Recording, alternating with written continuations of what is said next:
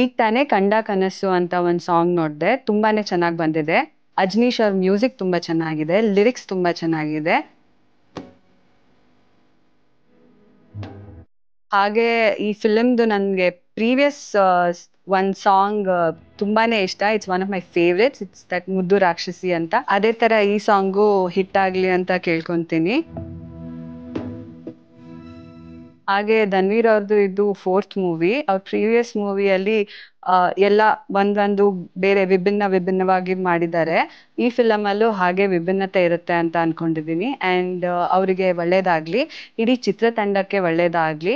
ಇದೇ April 10th Vamana film release ಆಗ್ತಿದೆ. ದಯವಿಟ್ಟು ಎಲ್ಲರೂ ಫಿಲ್ಮ್ ಥಿಯೇಟರ್ ಅಲ್ಲಿ ಹೋಗಿ ಫಿಲ್ಮ್ ನೋಡಿ. ಆದಷ್ಟು ಕನ್ನಡ ಚಿತ್ರಗಳನ್ನ ನೋಡಿ ಬೆಳೆಸಿ ಅಂಡ್ ಪ್ರೋತ್ಸಾಹಿಸಿ. Thank you.